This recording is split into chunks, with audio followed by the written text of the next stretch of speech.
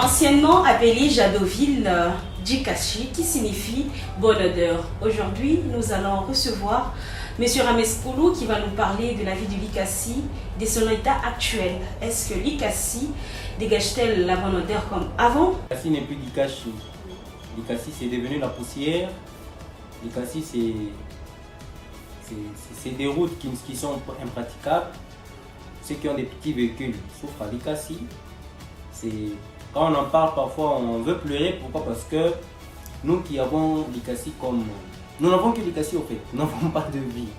Nous n'avons pas de vie, nous sommes congolais. Il y a plusieurs villes, mais l'état de l'Ikassi, c'est... Il n'y a pas de qualificatif au fait. C'est catastrophique. C'est catastrophique et il faudrait vraiment réfléchir pour une thérapie de choc rapidement. Qu'est-ce qu'il y a à la base de tout ça? La destruction que nous avons aujourd'hui à l'Ikassi, elle a commencé depuis hier. Elle a commencé depuis hier parce que la ville que nous avons aujourd'hui, ce n'est pas celle que nous avions hier. Celui ou ceux qui sont à la base de cette détérioration de la ville, c'est que la responsabilité est partagée. D'une part, la responsabilité incombe en grande partie aux dirigeants parce qu'il appartient aux dirigeants de développer des politiques pour sauver une ville. Les dirigeants d'hier n'ont pas développé des politiques assez suffisantes, assez robustes, efficaces pour essayer de sauver la ville qui est en train de se perdre. De l'autre côté, il y a aussi l'incivisme de la population. L'incivisme de la population qui a fait que nous serons tellement inciviques que nous puissions détruire nous-mêmes nos infrastructures et tout ça. Donc il faut vraiment une thérapie de choc pour que l'Ikassi se renaisse de ses cendres. Sinon, demain, nous n'aurons nos yeux que pour pleurer et pour constater les dégâts. Aujourd'hui, elle n'occupe plus cette place. Où est donc placée la ville de l'Ikassi? Ensemble, Pamoja Plus et Rames Koulou, nous allons découvrir où est la ville de l'Ikassi actuellement. Toutes les routes ne sont pas faites pour supporter les engins lourds. Il y a des routes qui ont été faites pour supporter les engins, mais il y a des petites routes, des petites ruelles comme ça. Quand vous regardez le quartier Michon, pourquoi est-ce que le quartier Michon est aujourd'hui complètement détruit? Pourquoi est-ce que les routes du quartier Michon sont complètement détruites? Pourquoi? Parce que lorsqu'il y avait l'embouteillage sur la nationale numéro 1, tout ce que nous avons comme track, tout ce que nous avons comme eau, empruntait les raccourcis des routes des quartiers Michon. Et le soir, nous constations déjà les dégâts qui se commettaient. C'est-à-dire, je crois que pour les engins lourds, comme il y a déjà une décision qui a été prise pour une route de contournement, il faudrait que la route de contournement soit faite et qu'elle finisse. Et je crois que ça va nous permettre de sauver les autres routes d'ailleurs qui sont en train d'être faites.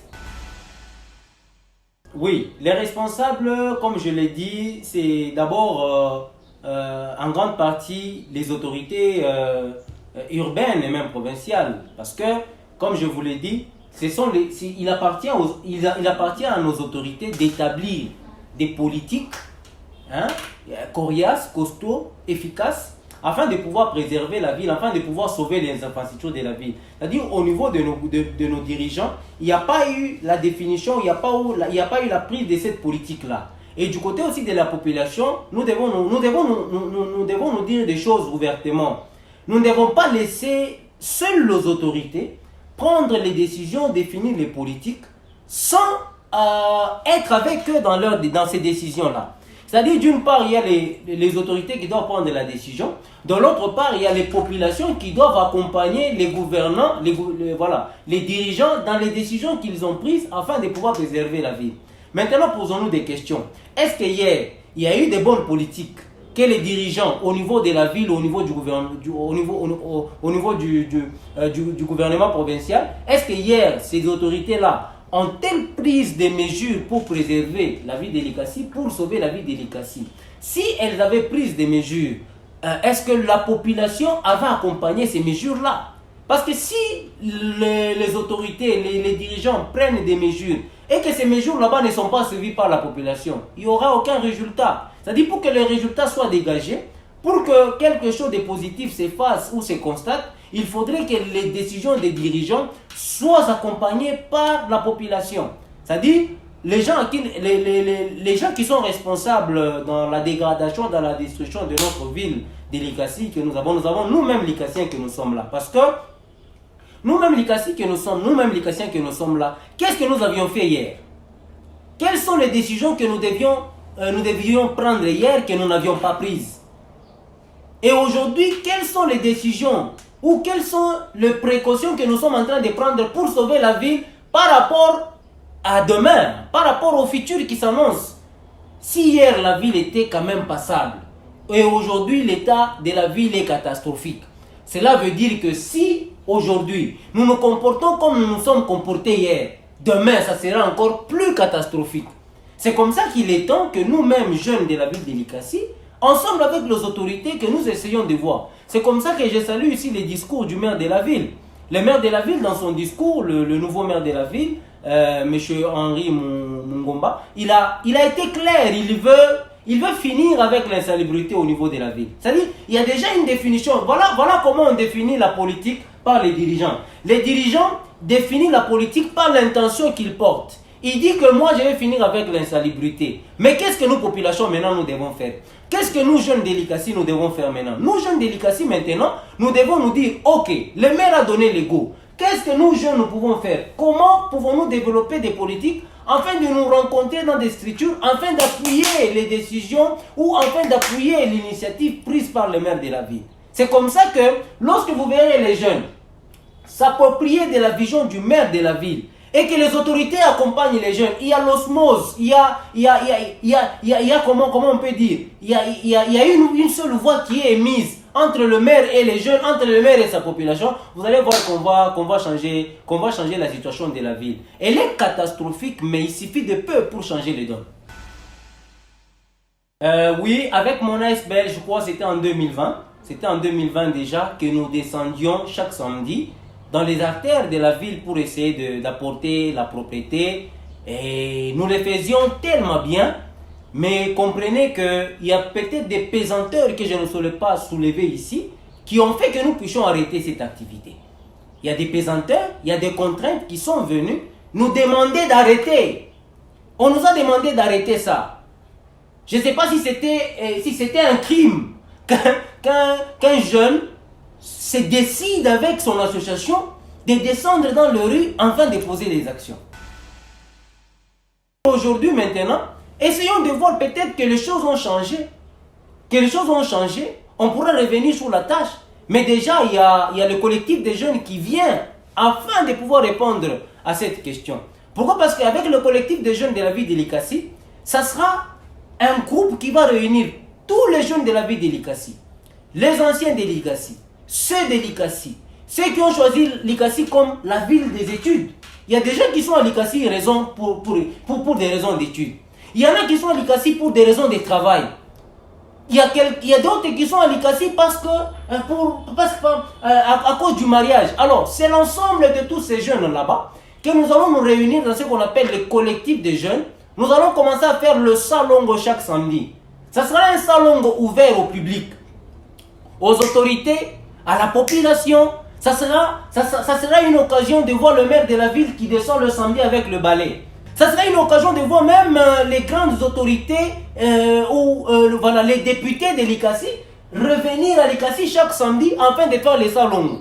Et ça sera un travail qui sera fait régulièrement. Je vous dis, chaque samedi, ça sera fait. Si nous maintenons ce rythme-là, pendant une année, pendant 2 ans, nous aurons d'abord résolu le problème de l'insalubrité au niveau de notre ville. C'est-à-dire, c'est une initiative que nous avions commencée en 2020.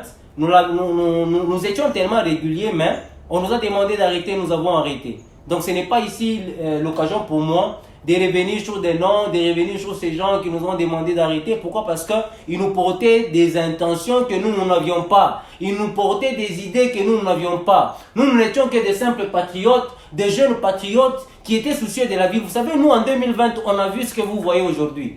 Voilà ma vision des choses. En 2020, je savais voir ce que nous serons aujourd'hui si nous ne posons pas des actions en 2020.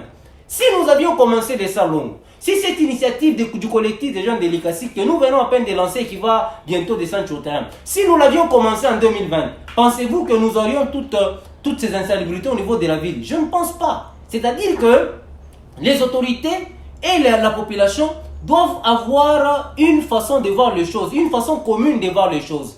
Comme comme l'idée a été donnée par le maire de la ville, qui dit qu'il veut lutter contre l'insalubrité, les jeunes de la ville, personne de l'Ikassi n'est content, personne de l'Ikassi ne sera content de voir la ville dans cet état.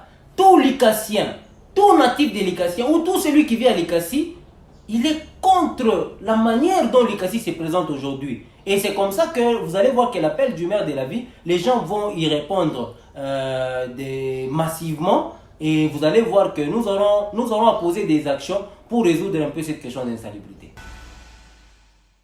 L'ASPL qui descendait sur le terrain, c'était l'association de jeunes pour le développement de la ville de l'Ikassi. Elle existe, mais comprenez que nous avons été frustrés. Nous avons été frustrés parce que il y a des choses que je ne saurais pas vous dire ici. On a tellement été frustrés que nous avons décidé d'arrêter d'abord. Parce qu'on nous a demandé d'arrêter, on avait arrêté. Donc l'association, c'est l'association des jeunes pour le développement de la ville de l'Ikassi, où nous étions sur plusieurs projets. Nous avons notre champ au niveau du village Mazembe, où nous faisions la culture. Nous avions le projet de pouvoir faire l'élevage, mais quand il y a eu cette interdiction-là, formelle d'ailleurs, nous demandant d'arrêter, il y a des activités qui ont été mises au ralenti. Oui, la bonne gestion des déchets, je crois que déjà, il y a des camions de la mairie qui passent, ne fût-ce que récupérer quelques immondices. Les camions ne passent pas régulièrement. Souvent, les camions attendent quand les ordures s'entassent. Et ça commence parfois même à dégager des odeurs nauséabondes. C'est alors que vous voyez les camions venir et tout ça. Ces déchets-là, quand vous ne les gérez pas bien, ils sont porteurs de maladies. Ouais. Ils peuvent véhiculer des maladies. Alors, comme il y a déjà des camions qui sont là-bas, et que l'on peut encore disponibiliser d'autres camions, le problème qui se trouve maintenant, actuellement, là, c'est un problème de main-d'œuvre. Pourquoi? Parce que les camions ne devaient pas passer, je ne sais pas, une fois la semaine. Les camions devaient passer même chaque jour. C'est-à-dire, les camions sont en train de visiter les avenues, les artères de la ville de l'Ikassi. Et si on se rend compte que quelque part il y a les immondices, directement on fait quoi? On prend les immondices, on met. Il faudrait que ça soit régulier, c'est-à-dire on est là, on est assis, on voit dans nos avenues un véhicule qui vient pour prendre des immondices. Un véhicule qui vient pour prendre des... C'est-à-dire régulièrement, en une journée comme ça, les camions devaient commencer à passer dans des avenues et tout ça. C'est comme ça que moi je parle de la main d'œuvre. Pourquoi? Parce que ces camions là-bas, il faudrait des personnels pour le rouler. Si vous avez 10 camions, c'est-à-dire il vous faut 10 personnels. Et ces personnels-là, quand vous les avez, vous devez le payer. Vous voyez? C'est-à-dire que c'est cela la bonne politique. Pour l'instant d'abord, c'est cela la politique. Dégageons notre ville des immondices. Éduquons notre population. Utilisons les médias, utilisons les radios, les télévisions pour essayer de parler à la population comment elle doit se tenir face aux immondices. Parce que les immondices que nous avons, les immondices qui s'entassent là-bas, ces immondices viennent d'où? Elles viennent de nos maisons, elles viennent de nos ménages. Réveillez-vous à 5 heures, vous verrez des mamans quitter de la parcelle avec les immondices et elles vont se rencontrer quelque part où elles jettent.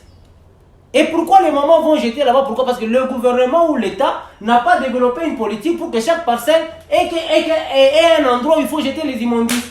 Où le gouvernement n'a pas demandé à chaque habitant de la ville de l'Ikassi d'avoir un trou où il faut jeter les immondices, d'avoir quelque chose, d'avoir une poubelle. Vous voyez? C'est-à-dire c'est l'ensemble de toutes ces questions là-bas. Si on essaie de les résoudre, vous verrez que nous aurons d'abord résolu la question des immondices. Et si nous avons résolu la question des immondices, nous pouvons passer à une autre étape. Nous ne pouvons pas prétendre de passer à une autre étape si la question des immondices n'est pas vraiment réglée. Merci chers abonnés, vous nous avez suivis du début jusqu'à la fin. Nous vous fixons rendez-vous très prochainement avec le même plaisir dans Interview Plus.